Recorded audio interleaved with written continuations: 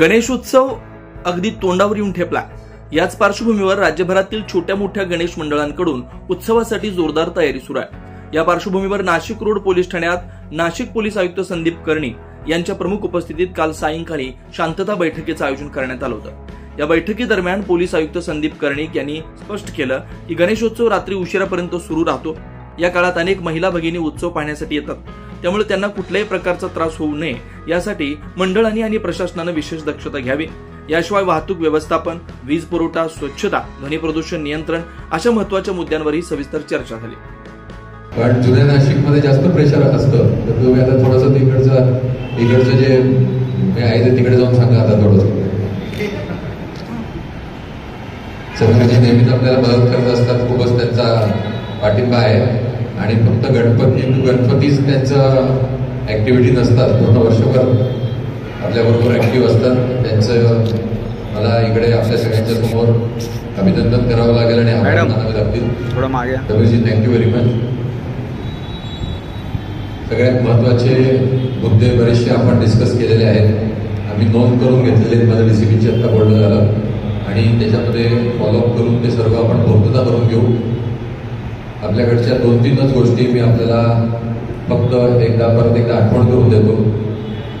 सगळ्यात महत्वाची गोष्ट म्हणजे रात्री उशिरापर्यंत आपला उत्सव चालतो। मोठ्या प्रमाणावर महिला, मुली, फॅमिलीज हे गणेश मंडळांना भेट देत असतात।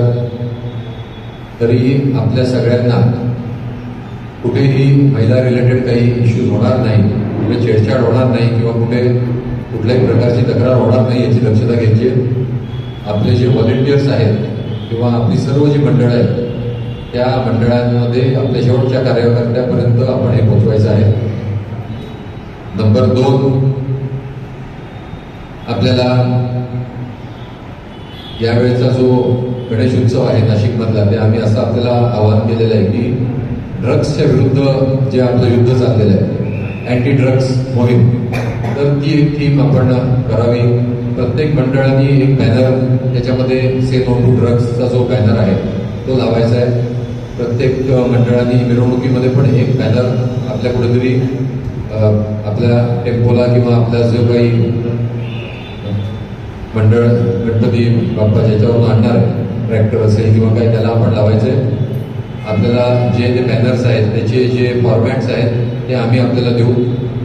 कोणाला बॅनरसाठी जर आपल्याला पैसे कमी पडत असतील तर बॅनर पण आम्ही आपल्याला देऊ। फक्त आपल्याला यावेळेचा जो थीम आहे आणि यावेळेचा आपल्या सगळ्यांच्या मार्फतीने ही मोठी जनजागृती झाली पाहिजे। ड्रग्सच्या विरुद्ध आपला जो लढा आहे तो आपण स्ट्रॉंग करायचा आहे। या शांतता बैठकीसाठी नाशिक रोड पोलीस ठाण्याचे वरिष्ठ पोलीस निरीक्षक जितेंद्र सपकाळे, उपनगर पोलीस ठाण्याचे वरिष्ठ पोलीस निरीक्षक जयंती शिरसाट, मनपा अधिकारी शरद जाधव तसेच सार्वजनिक गणेशोत्सव मंडळाचे अध्यक्ष समीर शेटे, सागर भोजने, सुनील गायधनी यांच्यासह शहरातील छोट्या मोठ्या मंडळांचे अध्यक्ष, उपाध्यक्ष व कार्यकर्ते मोठ्या संख्येने उपस्थित होते। 9 न्यूज महाराष्ट्रासाठी प्रतिनिधी ज्ञानेश्वर आंधळे, नाशिक।